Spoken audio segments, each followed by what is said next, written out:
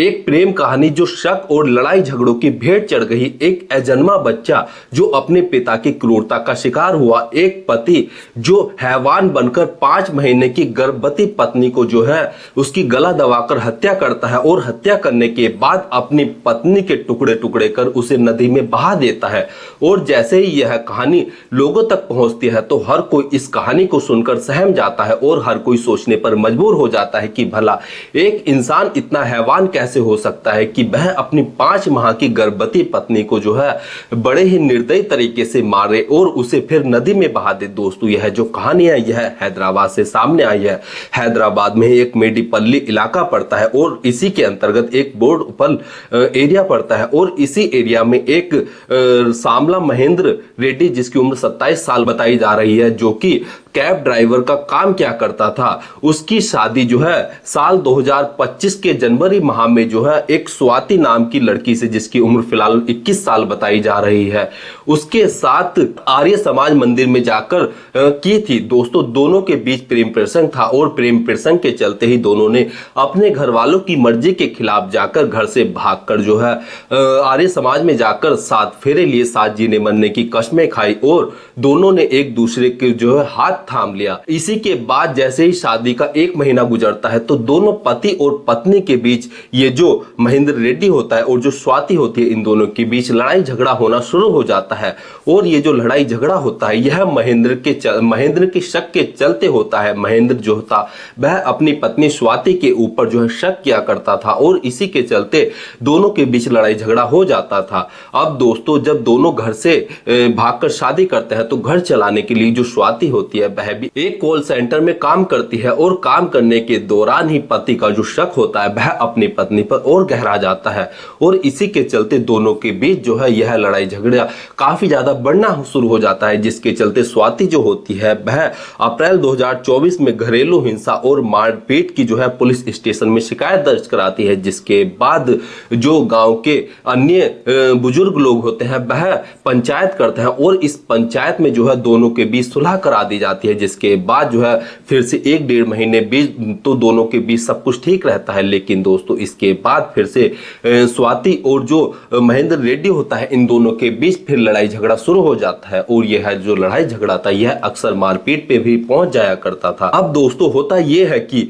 मार्च 2025 में जो स्वाति होती है वह गर्भवती हो जाती है और 22 अगस्त को स्वाति जो होती है वह अपने पति महेंद्र से बोलते हैं कि वह मेडिकल चेकअप के लिए हॉस्पिटल जाएगी और वहीं से वह अपने मायके चली जाएगी, जिसके चलते वह कुछ दिन अपने मायके में ही रहेगी। लेकिन इसी के चलते जो महेंद्र होता है वह अपनी पत्नी के साथ जो है लड़ाई झगड़ा करना शुरू कर देता है, क्योंकि दोस्तों यहाँ पर जो स्वाति थी वह अपने पति को अभद्र बातें कह रही थी, ऐसा महेंद्र रेड्डी का कहना है। दोस्तों इसी के चलते जो महेंद्र सिंह रेड्डी होता है उस दिन तो लड़ाई झगड़ा कर शांत हो जाता है। लेकिन दोस्तों वह मन ही मन में अपनी पत्नी स्वाति को जो है मारने की ठान लेता है और इसी के चलते 23 अगस्त 2025 की शाम के करीब 4 से 4:30 बजे के बीच जो महेंद्र होता है वह अपने घर में अपनी पत्नी का गला दबाकर हत्या कर देता है। दोस्तों यहाँ पर जो महेंद्र की पत्नी थी वह 5 माह की गर्भवती थी और पत्नी का हत्या करने के बाद जो महेंद्र ने जो है कुछ दिन पहले ही एक हेक्सा मशीन ली होती है जो कि काटने के काम आती है। उसी मशीन से जो है वह अपनी पत्नी का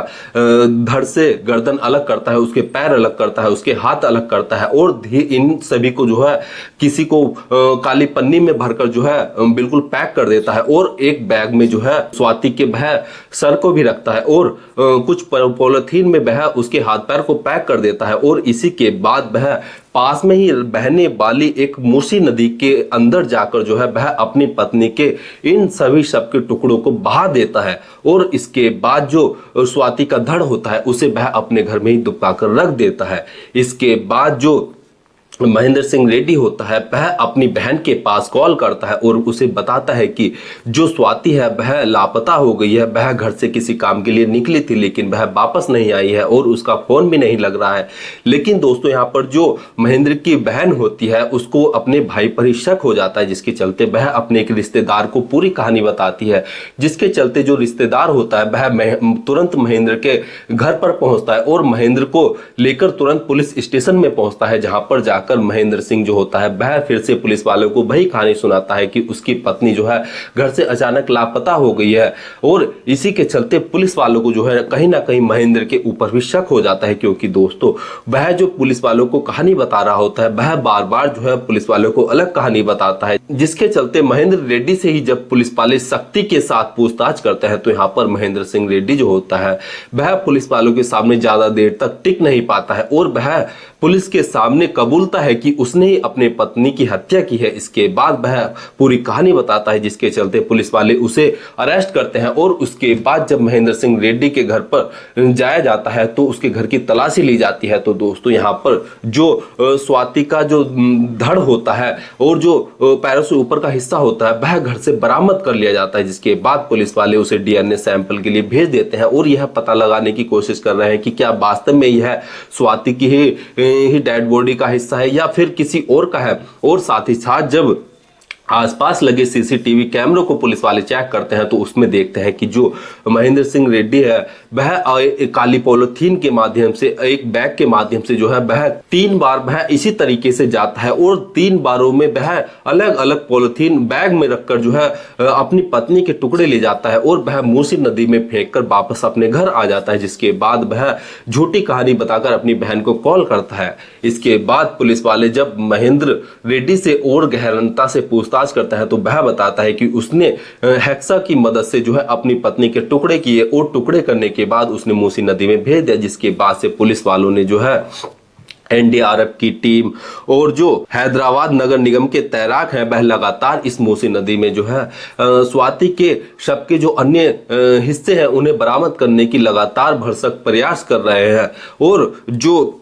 यह हैवान महेंद्र सिंह रेड्डी है उसे पुलिस ने पकड़ लिया है और इस पर बीएनएस की सुसंगत धाराओं में केस पंजीकृत कर इसे जेल भेज दिया गया है। और जैसे ही यह कहानी सोशल मीडिया के माध्यम से, न्यूज चैनल्स के माध्यम से, न्यूज़पेपर के माध्यम से लोगों तक पहुंचती है तो हर कोई इस कहानी को सुनकर काफी ज्यादा सहम जाता है, डर जाता है और हर कोई सोचने पर मजबूर हो जाता है कि एक 5 माह की गर्भवती महिला को उसी का पति जो है इतनी बेरहमी से मारता है कि हर किसी के जहन में यह डर बैठ जाता है कि महेंद्र सिंह इतना क्रूर कैसे हो सकता है, इतना हैवान कैसे हो सकता है कि वह 5 माह की अपनी गर्भवती पत्नी को ही मौत की नींद सुला दे। दोस्तों इस पूरे घटनाक्रम को सुनाने का उद्देश्य किसी की भावनाओं को ठेस पहुंचाना या दुख पहुंचाना नहीं है, बल्कि जागरूक करना है, सचेत करना है। धन्यवाद।